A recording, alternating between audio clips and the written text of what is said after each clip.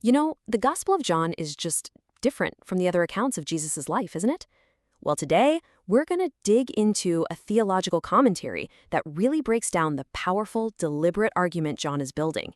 We're going to see exactly how he uses these incredible signs, these super bold claims, and this kind of paradoxical view of glory to make his case. So, right from the very beginning, the commentary we're looking at points to this one line as the thesis statement for the entire gospel. In him was life, and the life was the light of mankind. And listen, this is way more than just poetic language. It sets up this central conflict for the whole book, this cosmic struggle, right? Light versus darkness. And that theme is going to define everything that happens next.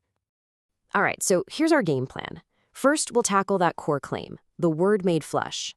Then we'll get into how the miracles are treated as signs. After that, we'll decode the 7 big I am statements.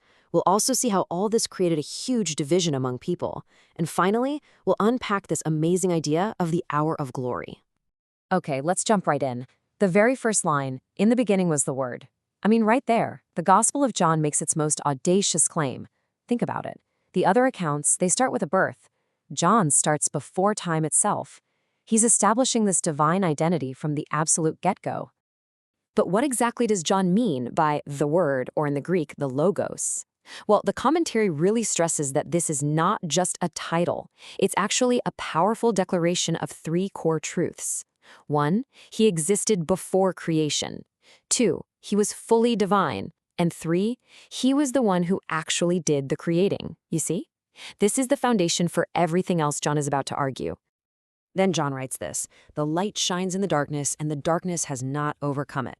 Now, the commentary points out something really fascinating here. That Greek word for overcome, it can also be translated as conquer or mastered. So this isn't just about the darkness failing to understand the light. No. It's about a cosmic battle where the forces of darkness are actively trying and failing to extinguish the light. It's a huge foreshadowing of the whole story. So this divine identity gets revealed even more through what John calls signs. Now, we all know the gospel is famous for its miracles, right? But the commentary argues they aren't just random displays of power. Nope. Each one is a carefully chosen signpost pointing to a much deeper truth about who Jesus really is.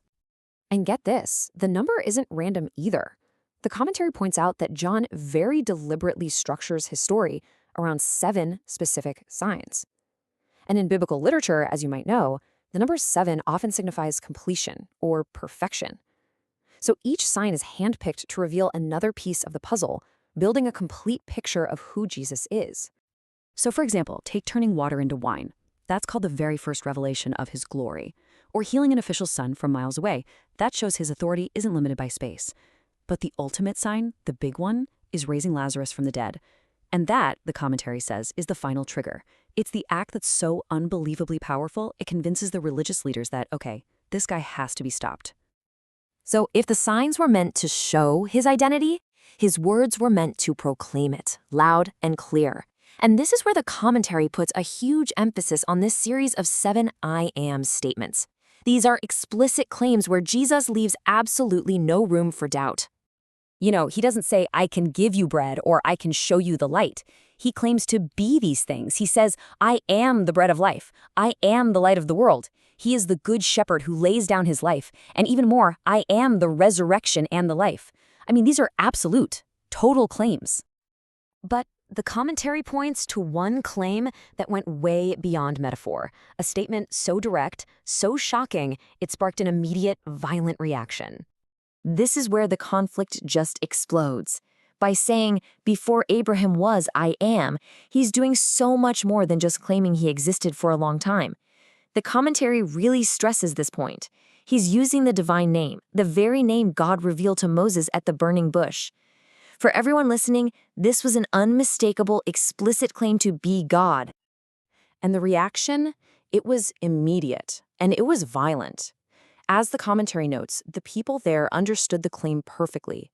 They immediately picked up stones to execute him for what they considered the ultimate blasphemy. There was zero misunderstanding here. They knew he was claiming to be God. So all of these incredible signs and these really radical claims, they had a profound effect. They basically split the world in two. According to this commentary, John's narrative shows again and again how Jesus' presence just forced people to make a choice. There was no middle ground. You either believed or you didn't. So it begs the question, right? Who were the ones who actually believed these seemingly impossible claims? Was it the highly educated, the powerful people, the religious elite?